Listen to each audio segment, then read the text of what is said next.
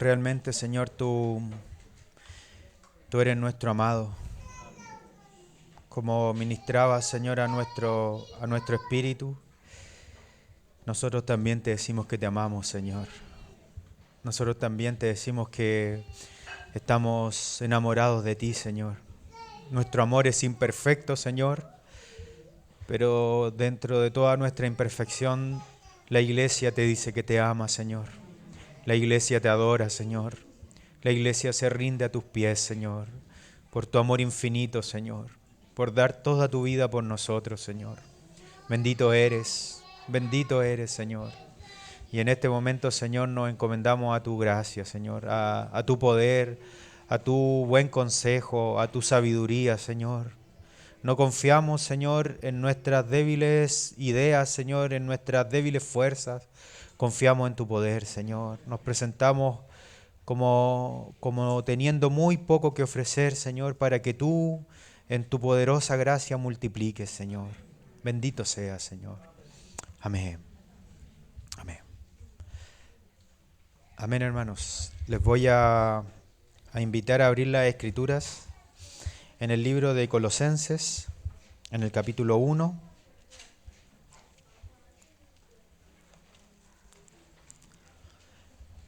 En el versículo 24 en adelante. Dice: ahora me gozo en lo que padezco por vosotros, y cumplo en mi carne lo que falta de las aflicciones de Cristo por su cuerpo, que es la iglesia, de la cual fui hecho ministro según la administración de Dios que me fue dada para con vosotros, para que anuncie cumplidamente la palabra de Dios, y el misterio que había estado oculto desde los siglos y de las edades, pero que ahora ha sido manifestado a sus santos, a quienes Dios quiso dar a conocer las riquezas de la gloria de este misterio entre los gentiles, que es Cristo en vosotros, la esperanza de gloria, a quien anunciamos, amonestando a todo hombre y enseñando a todo hombre en toda sabiduría, a fin de presentar perfecto en Cristo a todo hombre. Para lo cual también trabajo, luchando según la potencia de Él, la cual actúa poderosamente en mí. Amén. Hermanos queridos, tengo un encargo de parte del Señor de poder terminar este mensaje desde mi perspectiva, obviamente. Siempre uno termina hoy día y desde la perspectiva personal este mensaje de Cristo en nosotros, la esperanza de gloria. Este mensaje tan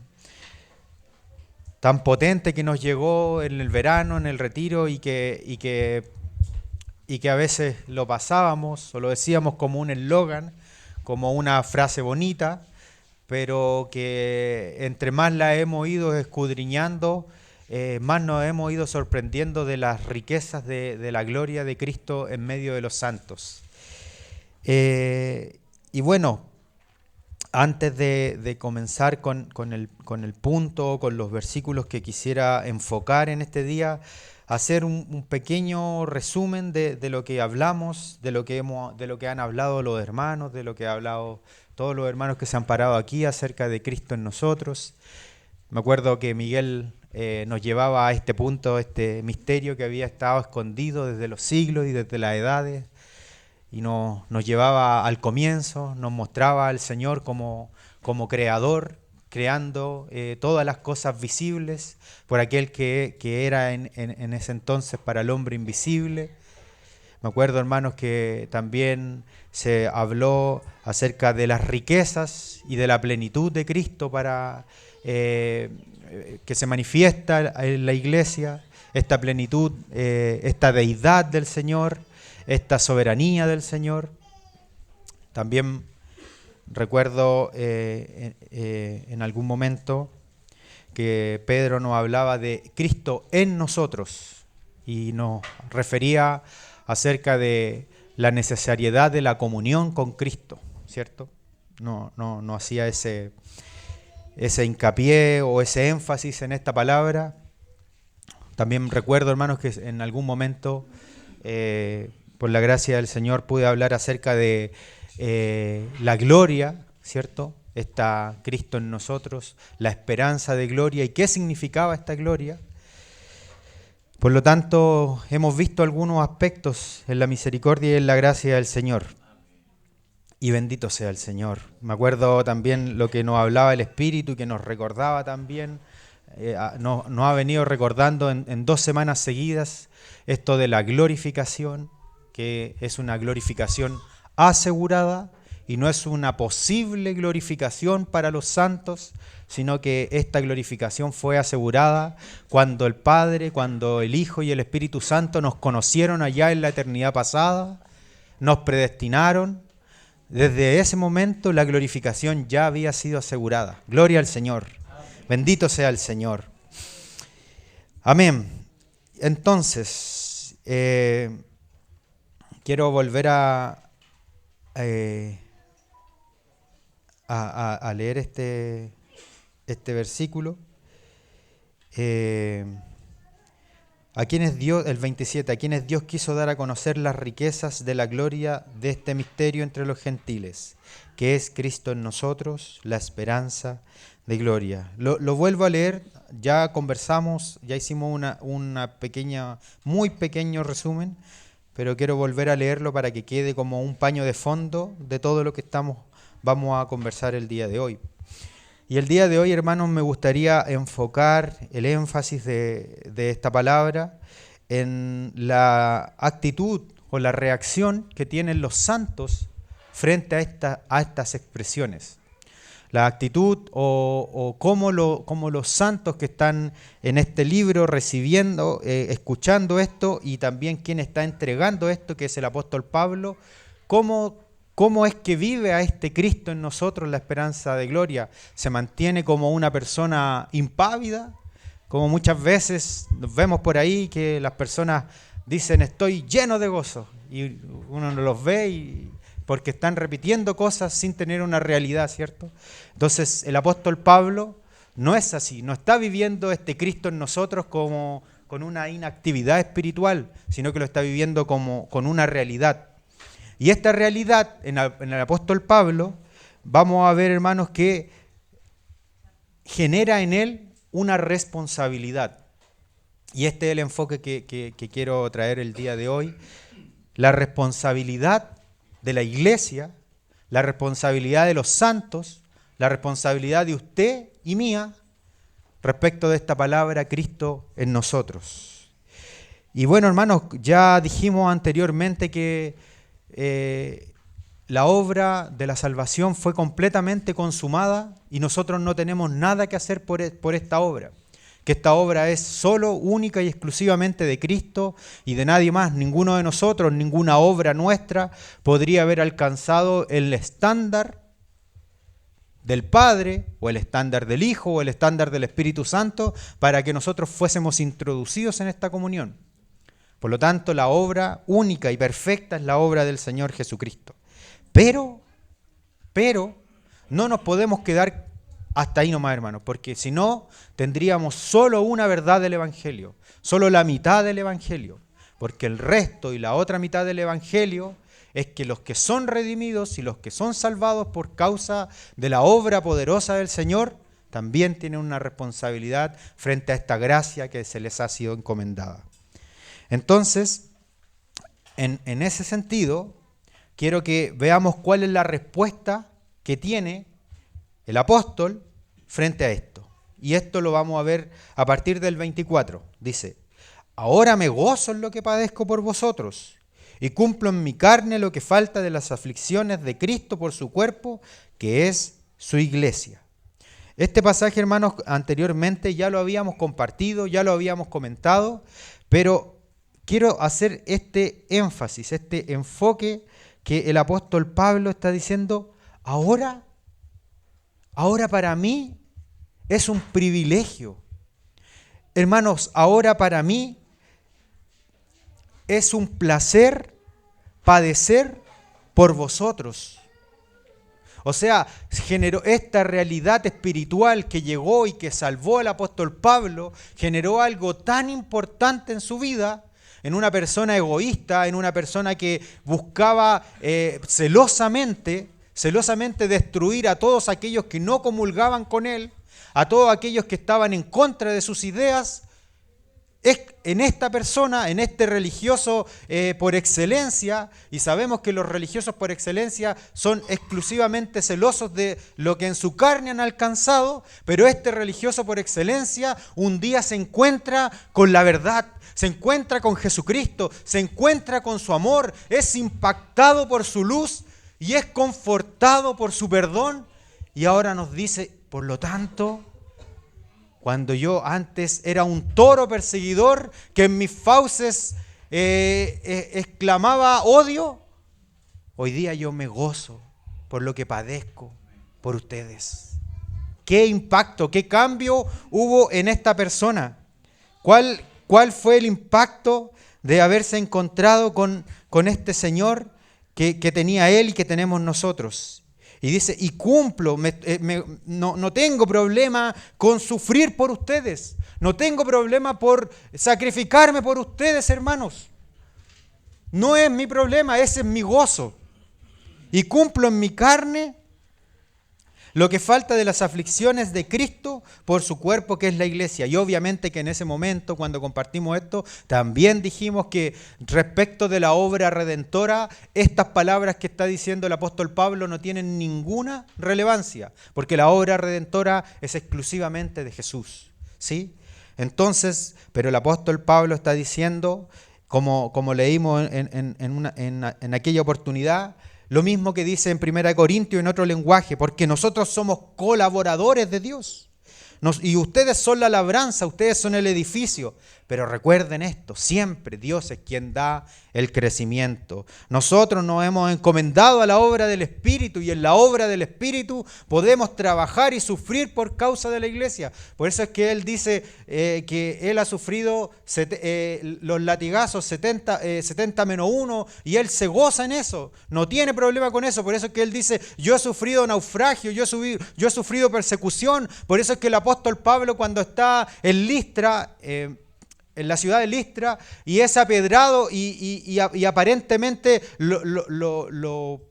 muere el apóstol Pablo en ese momento, todos creen que él está muerto. Él, cuando los hermanos oran por él, se levanta, se sacude y dice, sigamos con la obra de Dios.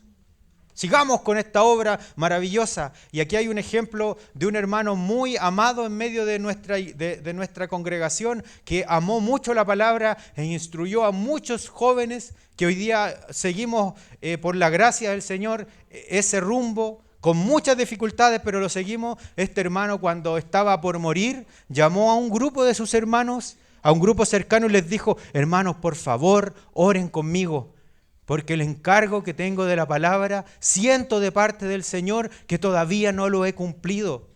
El hermano ya había recorrido naciones, había ido a distintos lugares, había formado distintas generaciones de hermanos que aman la palabra, pero él, hermano, dice, yo todavía quiero sufrir un poco más por causa de esta obra. Esto es el Señor que actúa en sus santos. Y esta es la responsabilidad que tienen estos santos, una responsabilidad maravillosa. En ese momento dijimos que el Evangelio era como un bote que tiene dos remos, ¿cierto? Que un remo es la gracia, un remo es el perdón, un remo es la obra perfecta de Dios. Y el otro remo es nuestra obra, nuestra responsabilidad frente a Dios, nuestra responsabilidad frente a lo que recibimos. Porque el Señor habló de que nosotros somos responsables de lo que recibimos. ¿Se acuerdan que dijo, al que más se le da, más se le pedirá? Entonces el Señor ya estaba esbozando que había una responsabilidad. Entonces el apóstol Pablo dice, por lo tanto, yo fui hecho ministro en el 25, yo fui hecho ministro según la administración, según la economía de Dios. Yo fui hecho ministro. Y ahí él introduce esta palabra administración, que para nuestra traducción es administración, pero en la traducción original es la economía de Dios para su casa, que él fue hecho ministro y que él tiene este encargo. Y hermanos, Así como el apóstol Pablo tenía un encargo específico de Dios, hoy día nosotros también tenemos encargos específicos de Dios para nuestras vidas. Y es bonito porque esta palabra economía, bueno, no sé si hay algún ingeniero, aquí hay un jefe de finanzas, tenemos un jefe de finanzas. La economía, ¿cierto? Esta palabra tan importante que Dios decide en su economía darle a usted ese talento, esa responsabilidad y ese don, específicamente porque Él conocía la necesidad que había en su casa y que usted, en la gracia de Dios, era el que podía resolver de mejor manera y utilizando de mejor forma los recursos divinos en favor de la iglesia. Qué precioso, porque eso es un poco la definición de economía, ¿cierto? Que tiene que ver con la eficiencia y la eficacia, y ahí me pierdo yo porque no sé mucho distinguir entre una y otra, pero qué bonito que el apóstol está hablando de esto respecto de nuestro llamado y de nuestra responsabilidad frente al Señor. Amén, amén. Y ahora, hermanos, quiero que nos saltemos al versículo 28, el 27. A quienes Dios quiso dar a conocer las riquezas de la gloria de este misterio entre los gentiles, que es Cristo en vosotros, la esperanza de gloria. Esto es lo que está dando a conocer el Señor a través del apóstol. Y en el 28 el apóstol dice, a quien anunciamos, amonestando a todo hombre y enseñando a todo hombre en toda sabiduría, a fin de presentar perfecto en Cristo Jesús a todo hombre. 3 veces a todo hombre. Entonces, hermanos, amonestando. Esta palabra, el apóstol Pablo no la dice porque hay que rellenar con algo, sino que esta es una palabra recurrente en el apóstol. Por eso es que el apóstol después le dice a Timoteo, amonesta, reprende, a tiempo y fuera de tiempo. También el apóstol Pablo a los tesalonicenses les dice, no desprecien a aquellos que les amonestan. ¿Se acuerdan en Tesalonicenses 5? Entonces, el apóstol Pablo, 5:12. El apóstol Pablo, está atento el hermano, qué bueno. El apóstol Pablo está señalando algo muy importante, que es necesario, hermanos, que seamos amonestados en esto, en este misterio que había estado oculto y que no puede quedar solo como una palabra bonita, como una palabra cliché, como algo que sí, ya me lo aprendí de memoria, como una memoria que se hincha con conocimiento nomás. Y por eso es que el apóstol Pablo, cuando se va a despedir de los hermanos, cuando no los va a ver más, ahí en Hechos 20 dice, por lo tanto velad, acordándoos que por 3 años, de noche y de día, no he cesado de amonestar con lágrimas a cada uno. Entonces el apóstol Pablo entiende que esta verdad tiene que ser amonestada en nuestras vidas.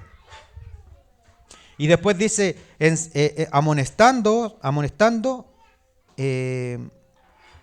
a todo hombre y enseñando a todo hombre. Algunos hermanos necesitan ser amonestados, algunos necesitamos ser amonestados y otros necesitan ser instruidos. Y este es un doble llamado. Porque hay muchos que todavía no han llegado a esta verdad y que necesitan ser instruidos en esta verdad. Y el apóstol dice, en toda sabiduría. Me acuerdo, en una ocasión estábamos con un obrero que nos fue a ver a Recoleta y nos estaba como dando una reunión como para los hermanos que comparten la palabra. Y el hermano decía que él por mucho tiempo erradamente pensaba que él no podía enseñar todo lo que él recibía de parte del Señor, porque iba a ser muy enredado, porque los hermanos se iban a complicar, porque los mensajes tienen que ser más ligeros, porque el día domingo no puede ser así ni así. Y en algún momento el hermano dijo que entendió que la obra de la enseñanza y de la exhortación depende de Dios. Depende de Dios. Y el hermano descansó y dice que desde ese momento todo lo que él ha recibido, o en gran parte de lo que él ha recibido, su llamado es entregárselo a los santos. Qué bonito ejemplo que nos dio el hermano. Pero ¿para qué esta amonestación? ¿Para qué es esto? El apóstol dice en el 28 también, a fin de presentar perfecto en Cristo Jesús a todo hombre. Entonces aquí deja de estar la responsabilidad del apóstol frente a este Cristo en nosotros y la traspasa ¿a quién? A nosotros. Porque esto es lo que está diciendo el apóstol. A fin de presentar a todo hombre perfecto en Cristo Jesús.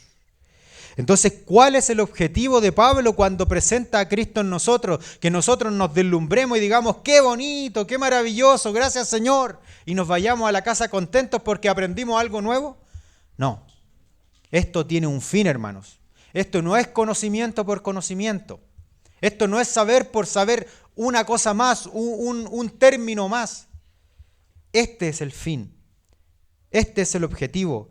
Presentar en el día del Señor a todo hombre perfecto. ¿Y qué es perfecto? Porque no sé si ustedes han escuchado por ahí en el mundo que las personas dicen, no, pero es que nadie es perfecto. Y con eso se excusan las personas así como, no, pero es que nadie es perfecto. Bueno, tiene algo de razón, porque en estricto rigor lo que quiere decir aquí perfecto, más bien la traducción tiene que ver con la palabra maduro. A todo hombre maduro. A todo hombre como un adulto espiritual en Cristo. A todo hombre ya no como un recién nacido en Cristo. A todo hombre no como un pequeño en la fe. A todo hombre como un cristiano experimentado. Entonces, cuando nos dicen esto, nosotros pensamos inmediatamente, o por lo menos a mí se me viene inmediatamente a la cabeza, que la perfección es de Dios, como dicen los profesores cuando revisan la prueba. Están todas buenas, pero no, el 7 queda para Dios. ¿Cierto? No, el 7 es de Dios, sí. Entonces la perfección es de Dios, ¿sí? Y lo que el Señor quiere en nosotros es que nosotros seamos hijos maduros. Hijos que si pecan, se arrepientan. Y se arrepientan prontamente. Y que hagan actos de arrepentimiento. Y que vuelvan su corazón a Dios. Pero este pasaje nos está diciendo hijos que no pecan. Porque nosotros lo ponemos en ese estándar y decimos, ya entonces ya no es para mí. No. Hijos maduros que conocen a su Dios. Que saben cómo opera su Dios. Entonces, hermanos, esta expresión de perfectos o maduros, como dice acá perfectos, pero como la traducción realmente más acotada a la realidad que se quiso transmitir en original, es maduros, tiene una raíz en la palabra huíos o juíos, que habla de los hijos maduros. ¿Se acuerdan ustedes que hay una distinción entre tipos de hijos? En la Escritura se habla del hijo tecnón, que es el hijo recién nacido, el hijo pequeño. Y el hijo maduro, el hijo crecido, él es el hijo huíos. Yo no sé cómo se pronuncia bien. En realidad, si alguien lo pronuncia mejor, no hay problema. Entonces, este es el efecto que busca Cristo en nosotros. Que seamos presentados en el día del Señor Jesucristo como hijos maduros. Miren, y esto no solo lo dice Pablo, porque el apóstol Juan también distingue entre distintas etapas de los hermanos. El apóstol Juan, en 1 Juan, en capítulo 2, dice, os escribo a vosotros, hijitos, porque vuestros pecados han sido perdonados por su nombre. Os escribo a vosotros, padres, porque conocéis al que es desde el principio. Os escribo a vosotros, jóvenes, porque habéis vencido al maligno. Después, nuevamente, os escribo a vosotros, hijitos, porque habéis conocido al Padre. Os escribo a vosotros, padres, porque habéis conocido al que es desde el principio. Y os escribo a vosotros jóvenes porque sois fuertes y la palabra de Dios permanece en vosotros y habéis vencido al maligno. Entonces, hermanos, hay estaturas espirituales. Hay un llamado a la madurez espiritual. No solo por el apóstol Pablo, sino por el Espíritu del Señor que se manifiesta a través de las Escrituras. Miren, hay un pasaje que es muy decidor en este sentido, Gálatas 4:1. Pero también digo, entre tanto que el heredero es un tecnón, es un niño, en nada difiere del esclavo, aunque es señor de todo. Este pasaje es muy decidor, hermanos, porque nosotros fuimos libertados, pero no fuimos libertados para ser libres solamente, sino que fuimos libertados para entrar en esta realidad gloriosa que nos llama el Señor, para presentarse a hijos maduros. Para eso nosotros fuimos libertados. Entonces, les voy a pedir, hermanos, que ¿cómo podríamos entonces alcanzar esta madurez? ¿De qué forma? Yo les pregunto, hermanos, ¿ustedes sienten que son niños en la fe? ¿Que son jóvenes en la fe? ¿Que son padres en la fe? ¿En qué estado están? Y más allá de lo que puedan sentir o no, hermanos, ¿qué dice el Señor del estado espiritual en el que ustedes están? Es increíble ver la carrera del apóstol Pablo porque en 35 años llegó a ser un padre en la fe. Ni siquiera en 35 años, digámoslo, en algún momento de su carrera en la fe, porque Pablo dice a nosotros, los que somos perfectos, y se presenta como maduros, nosotros los que somos maduros, y ahí todavía su carrera no había terminado.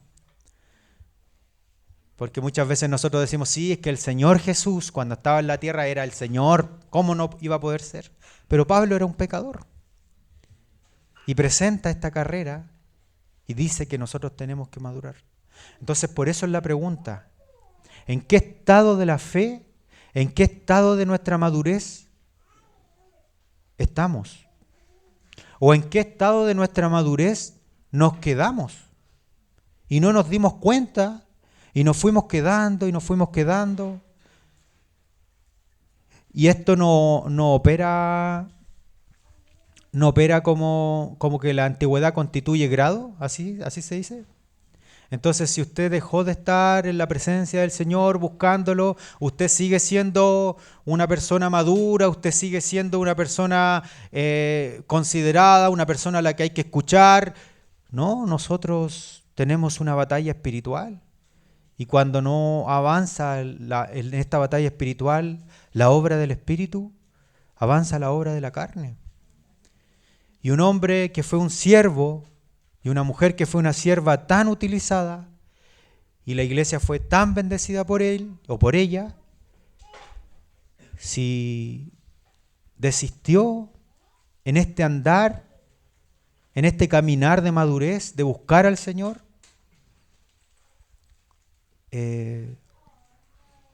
tiene un retroceso, hermanos. Y es triste decir estas cosas porque, claro, a nosotros nos gustaría decir otras cosas de nosotros mismos, ¿cierto? A mí me gustaría decir que yo soy súper maduro y súper buen cristiano y súper buen hijo y súper buen marido, y la realidad me delata. La realidad espiritual, a eso me refiero. Pero Cristo está en nosotros. Cristo está en nosotros, dándonos siempre oportunidad, hermanos. Dice entonces, ¿cómo alcanzar esta madurez? El apóstol Pablo les da un consejo también a los filipenses. Capítulo 1, versículo 9.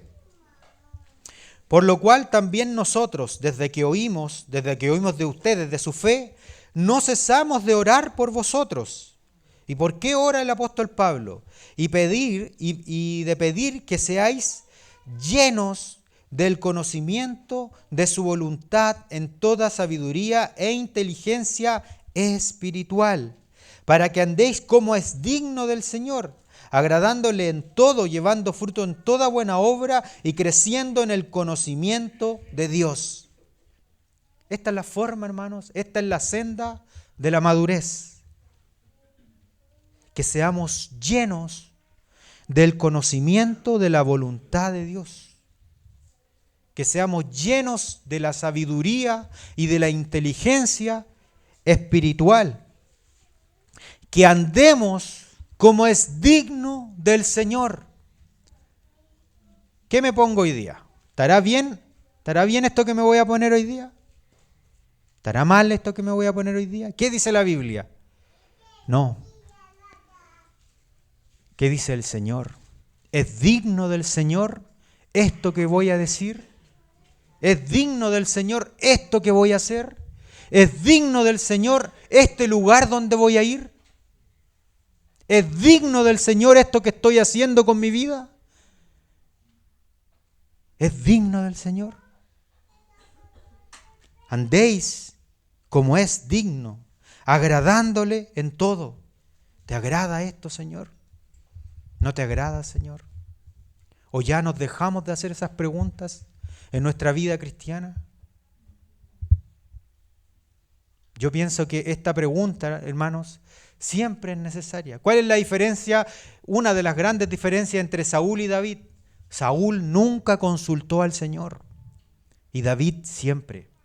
¿He de ir? ¿Qué he de hacer? Se robaron a las mujeres y a los niños de mi pueblo. Obvio que tengo que ir. No, Señor, ¿he de ir? ¿He de perseguirlos? Llenos, llevando fruto en toda buena obra. Hermanos, en toda buena obra. Parece que la vida está tan difícil, que el mundo es tan complicado, que llegar a fin de mes es tan dificultoso, que ya no hay tanto espacio para servir, ya no hay tanto espacio para las buenas obras, que ya no hay tanto espacio para ofrendar mi tiempo, que ya no hay tanto espacio para ofrendar mi dinero. Porque si yo no ofrendo este dinero, bien podría darme un gustito.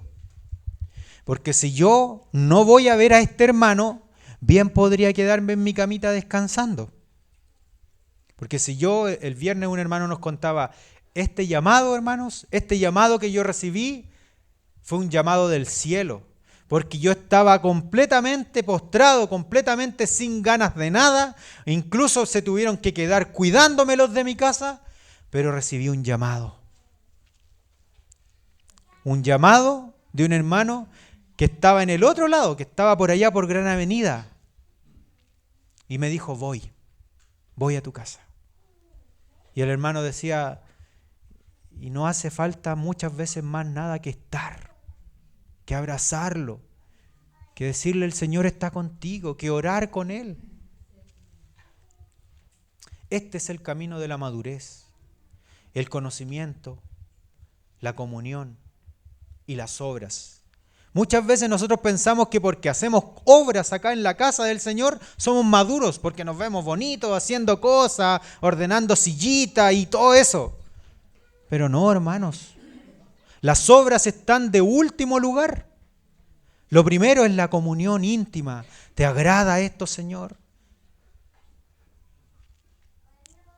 ¿Te agrada esto?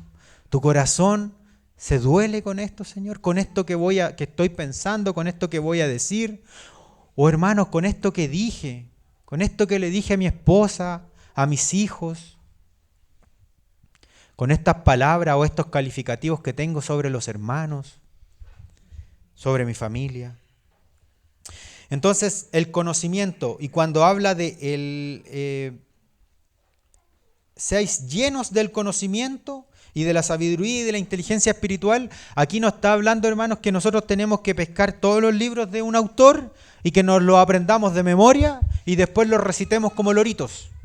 Ni tampoco está diciendo que nos aprendamos los libros de la Biblia de memoria, que bien nos haría, pero tampoco se está refiriendo a esto. Se está refiriendo a una palabra que es epignosis. Y esta palabra epignosis tiene que ver con un conocimiento completo, con un conocimiento certero y con un conocimiento perfecto de Dios. Con un conocimiento que se aplica en la realidad, no con palabras, no con mera charlatanería, no diciendo cosas que no entiendo, que no vivo y que me paro aquí a decirlas porque alguien las tenía que decir. No, lo que yo hablo y lo que yo digo es porque he conocido al Señor y porque quiero avanzar con Él. A este conocimiento se está refiriendo el apóstol Pablo, y por eso es que el apóstol Pablo después en el capítulo 2 dice: hay algunos que andan por ahí hinchados, envanecidos, creyendo porque se aprendieron un par de términos diferentes a lo que conocen ustedes, son mejores, pero a ellos no los consideren, porque el verdadero conocimiento es el conocimiento relacional, experimental con Dios. Este es el conocimiento que nos va a llevar a la madurez, hermanos. Y en esto nosotros hacemos una calificación y decimos: ¿cuánto conozco de esta forma del Señor? Entonces nos dicen: vamos a predicar de Juan 3. Eso ya me lo sé. Vamos a compartir de Colosenses 1:27. Eso ya me lo sé del verano. Y esto está en nuestra cabeza. Pero cuando los hermanos realmente conocen al Señor y escuchan su voz, temen a su voz, lloran a su voz, se quebrantan a su voz, obedecen a su voz, independiente si el texto lo conocían o no lo conocían. Está el ejemplo de este predicador, Martin Lloyd-Jones. Él, en algún momento, como muchos predicadores, dijo: yo solo tengo conocimiento mental. Él estudió en un seminario teológico. Solo tengo conocimiento mental y estoy sirviendo a partir del conocimiento mental. Entonces le dijo a su esposa, una genial idea que podríamos tomar varios de nosotros, que iba a estar encerrado en una pieza y que no le llevara nada más que agua, y que iba a estar con la Escritura esperando conocer al Señor en la Escritura. Y el hermano dice que en ese momento, a partir de ese momento, su ministerio empezó a tener frutos. Su ministerio empezó a ser fructífero porque la voz del Señor se transmitía a través de él. Ese es el conocimiento del que estamos hablando, hermanos. Si cualquiera de nosotros, de los que llevan 20, 30 años acá, se podría parar y decir algo interesante, salir del paso. Pero el conocimiento que estamos diciendo, el conocimiento que lleva a la madurez, es el relacional. ¿Por qué el apóstol Juan le dice: os escribo a vosotros padres? Y a los padres les dice 2 veces lo mismo, ¿se fijaron? Porque habéis conocido al que es desde el principio. ¿Y qué significa eso? Porque ustedes tienen una comunión íntima con el que sustenta todas las cosas. ¿Todavía está luchando, hermanos, con el arrepentimiento de los pecados? ¿Todavía está luchando con el diablo? La batalla espiritual es importante, pero más importante es conocer al Señor. Hermanos, y respecto de esto mismo, pienso que muchas veces, y esto le pasa sobre todo a las hermanas, que se confunde este punto del conocimiento y empiezan en vez de mirar al Señor, empiezan a mirarse a ellas mismas. Y empiezan a hacer un análisis profundo de todo lo que ellas son, de todo lo que ellas sienten. Digo ellas, no quiero parecer machista, por favor, si a alguno de ustedes les pasa, a mí también me pasa, pero digo que principalmente le pasa a las mujeres. Entonces empiezan a hacer un análisis de todo lo que sienten, de todo lo que piensan, y empiezan a introducirse en ellos mismos. creyendo que la vida espiritual se trata de juzgar y de reprimir todas aquellas cosas que me están dando vueltas permanente, rumiantemente en la cabeza. Pero la vida espiritual y el conocimiento de Dios no se trata de eso. Se trata de todo lo contrario, de mirar hacia afuera de mí, de mirar a aquel que me puede salvar, de mirar a aquel que puede sacar el veneno del pecado, el veneno de la carne de mi vida. De eso se trata la vida espiritual. Por eso es que cuando lo estaban mordiendo a los israelitas en el desierto, las serpientes, ¿qué les dicen? Miren su brazo, miren el veneno, busquen algún antídoto, miren a la serpiente que Moisés levantó, y el que mire a esa serpiente será salvado. ¿Y qué dijo el Señor Jesús? Porque así como la serpiente fue levantada en el desierto, así es necesario que el Hijo del Hombre sea levantado en una cruz, para que todo el que en Él cree no se pierda. Tenemos un camino, hermanos. Tenemos a quien mirar en este camino espiritual, en este llamado a vivir la madurez espiritual. Tenemos que mirar al Señor. Por eso es que cuando se habla de la fe, se habla de los héroes de la fe en Hebreos 11, no se dice es que Moisés sintió hacer esto, es que Abraham como pensó esto otro. Moisés por la fe, Abraham por la fe, algunos por la fe recibieron el sacrificio y algunos por la fe recibieron a sus muertos en vida. ¿Pero es por qué? Porque estaban mirando algo fuera de ellos. El Señor nos asista, hermanos. Mire, hermanos, para ir concluyendo. La redención, hermanos, nuestra salvación y la madurez espiritual son dos cosas diferentes. Son dos etapas o son dos eventos de la vida cristiana, pero no son lo mismo. Y cuando nosotros leemos las Escrituras, no podemos unificar esto. No podemos unificarlo. Porque la sangre derramada por nuestros pecados es el inicio de la carrera. Es el medio. Hermanos, la sangre derramada y nuestra redención es el medio, pero no es el fin. No es el fin de esta carrera. ¿Cuál es el fin de esta carrera? Romanos 8:29.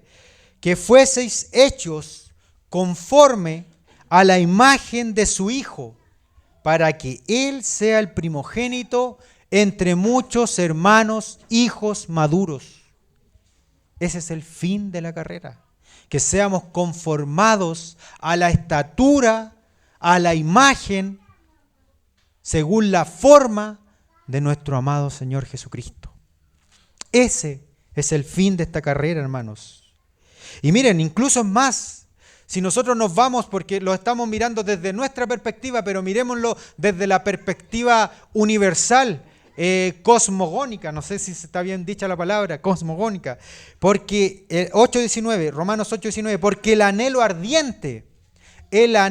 ardiente de la creación es aguardar la manifestación de los hijos maduros de Dios. Nuestra traducción solo dice hijos de Dios, pero la traducción es de los judíos, de los hijos maduros de Dios.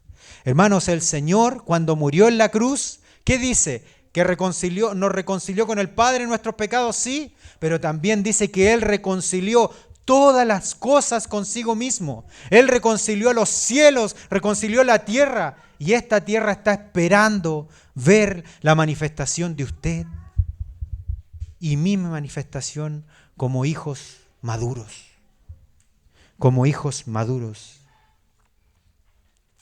Vivimos en una sociedad hedonista, en una sociedad de mucho entretenimiento, de mucha superficialidad.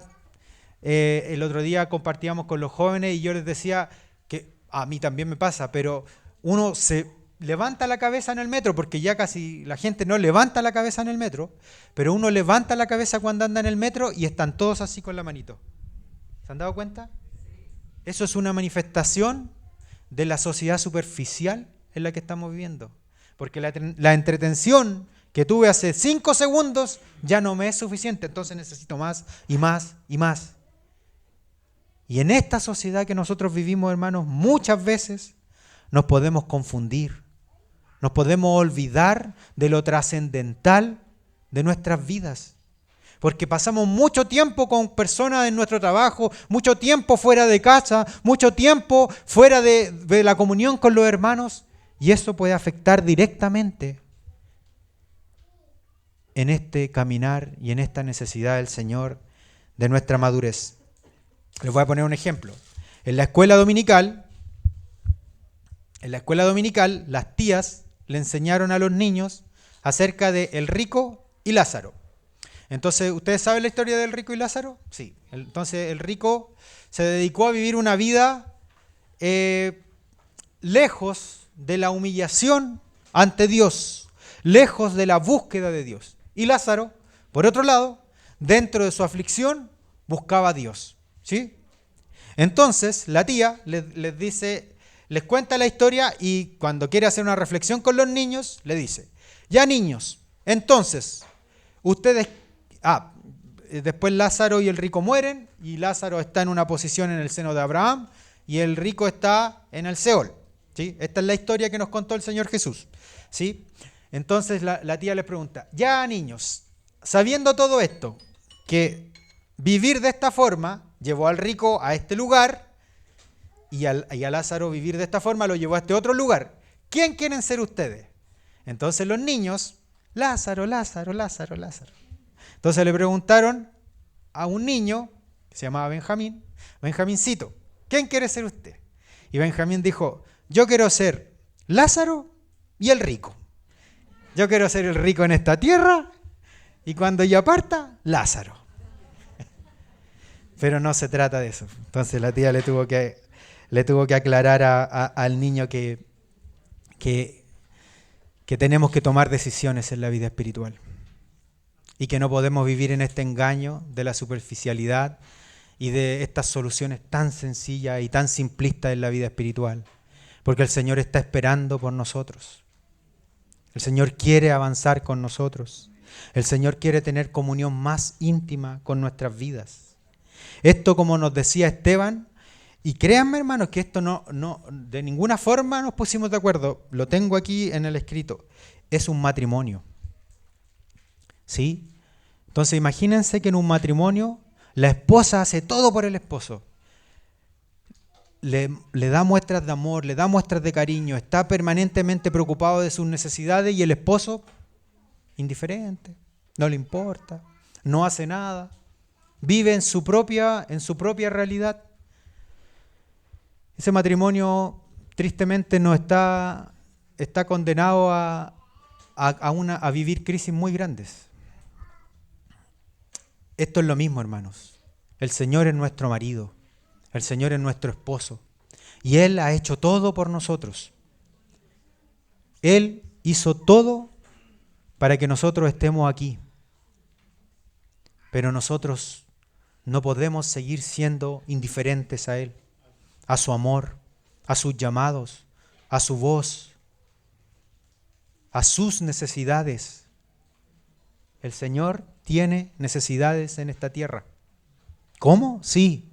El Señor necesita que la iglesia se levante con un mensaje profético. El Señor necesita que la iglesia le dé de comer al pobre, que la iglesia cubra al huérfano. Hay un hermano que se llama David Platt, que ministra una iglesia muy grande en Estados Unidos, que era un hermano que después, cuando fue el huracán Katrina en Nueva Orleans, pronuncio mal en inglés, pero bueno, perdone. Cuando fue el huracán Katrina allá en ese lugar, él se tuvo que ir de esa ciudad porque no podía vivir nadie ahí. Entonces él se empezó a reunir en una ciudad, New Orleans, dice el hermano, ya. Entonces él se tuvo que ir a otra ciudad y en esa ciudad él se empezó a reunir con unos hermanos y los hermanos en algún momento le pidieron que compartiera la palabra y él empezó a compartir la palabra y cuando ya estaba lista su casa para volver ahí, después de algunos meses, los hermanos de esa iglesia, que era muy grande, le dijeron, hermano, no se vaya, necesitamos que usted se quede pastoreando esta iglesia. Entonces el hermano dijo, pero ¿cómo si yo me reúno en otra iglesia? Yo nunca he sido pastor y mi iglesia, esta iglesia tenía miles de personas y la iglesia donde me reúno yo somos 100 personas, 200 personas. Ustedes no saben en el problemita que se están metiendo conmigo. Entonces, bueno, ese es el contexto. Pero el hermano, cuando ve toda la necesidad de Dios y predica acerca de Santiago 1, lo tengo acá anotado, Santiago 1:27, cuando él dice, la verdadera y pura religión es que visiten a los huérfanos, a las viudas en sus tribulaciones y se guarden del mundo. Entonces el hermano dice, hermanos, el Señor necesita esto de nosotros. ¿Cuántos están dispuestos a ir por los huérfanos de esta ciudad? Todos en silencio. Entonces el hermano guarda eso y en la semana siguiente llama al orfanato de ese lugar, al asistente social, y le dice, ¿cuántas familias se necesitan para los niños que necesitan adopción en esta ciudad? Y la señora se rió de él. Le dijo, pero ¿usted quién se cree que es? ¿Cuántas son? Necesitamos 115 familias. Entonces el hermano, al domingo siguiente, les dice que el mundo necesita a la iglesia. El Señor necesita que la iglesia rescate a estos huérfanos. Y los hermanos dijeron amén. Y se juntaron 127 familias. Y esa iglesia, que hoy día está vigente, esa iglesia está llena de familias compuestas por niños huérfanos. Y bueno, el hermano contaba una historia que es como un poco emocionante y decía que muchos hermanos le mandan correos, pero había uno muy importante, que había un niño que fue adoptado y que su mamá era adicta al crack. Y decía que el niño saltaba y que no podía porque tenía esto de la abstinencia, ¿cierto? Pero finalmente lograron sanar o rehabilitar el organismo del niño, y cuando el niño pudo expresarse, cuando cumplió 3 años, él decía, le cantamos cumpleaños feliz y el niño dijo, gracias, porque nunca antes me habían cantado cumpleaños feliz y en el orfanato nunca me lo iban a cantar. Entonces, una bonita historia, pero a lo que quiero ir, hermanos, sin salirme de esto, es que esta obra de madurez requiere que nosotros miremos más allá de nuestra realidad, más allá de nuestra necesidad. El Señor cubre nuestras necesidades. Amén, hermanos. Y miren, quiero terminar con el versículo 29. Por lo cual también trabajo, luchando según la potencia de Él, la cual actúa poderosamente en mí. El texto se los voy a leer. Por lo cual también trabajo, pero este trabajo no es un simple trabajo. Trabajo afanosamente, está diciendo el apóstol Pablo. De esta forma trabajo afanosamente y lucho energéticamente según la potencia de nuestro Dios, la cual actúa poderosamente en mí. Y considerando esto, me acuerdo de los pasajes, hermanos. Entre tanto que es de día, es necesario que haga la obra del que me envió. Mi Padre hasta ahora trabaja y yo trabajo. Hermanos queridos, el Evangelio, para recibirlo, no tuvimos que hacer nada. Pero habiendo recibido este reino, el apóstol Pablo le da un consejo a su hijo Timoteo, que es: esfuérzate en la gracia. No hay nada que hacer, ya está todo hecho, el Señor lo hizo todo. Eso es una verdad a medias. El Señor lo hizo todo por nuestra salvación, pero el Señor quiere que la iglesia tenga manos en este mundo, tenga brazos en este mundo, tenga boca en este mundo, tenga ojos en este mundo, tenga bienes en este mundo para representarlo, que sea una iglesia madura, que sea una iglesia que no esté preocupada solo de su nariz, sino que esté preocupada de la obra perfecta de Dios. Hermanos, es necesario esforzarnos hoy día. Es necesario entregarlo todo por causa del Señor. Este es el efecto que tuvo este Cristo en nosotros, en el apóstol Pablo, que Él trabajaba afanosamente, que Él se peleaba energéticamente esta lucha, que Él se olvidaba de lo pasado y se extendía a lo futuro, diciendo: lo pasado ya terminó, hoy día tengo una obra que hacer por mi Dios. Este es el llamado, hermanos, a salir de la pasividad, a salir de la infantilidad, a salir de las niñerías, a salir de los problemas que tenemos en medio nuestro y a empezar a mirar a nuestro Dios, a caminar con nuestro Dios, a decirle: Señor, quiero crecer, quiero madurar, quiero conocerte. Necesito conocerte. Porque el día que Él venga por nosotros, no va a venir a buscarnos a nosotros a medias, va a venir a buscar a todos y va a medirnos según la medida de su Hijo y según la semejanza de su Hijo. Amén, hermanos. El Señor nos bendiga. El Señor nos asista. El Señor está con nosotros. El Señor es nuestra esperanza. El Señor es nuestra fuerza. El Señor es quien nos ilumina. El Señor es quien nos perdona. El Señor es quien nos habilita. El Señor es quien nos da los dones. El Señor es quien nos capacita. El Señor nos extiende la mano para caminar con Él y para que tomemos estos desafíos espiritualmente delante de su presencia. Amén. Vamos a orar, hermanos.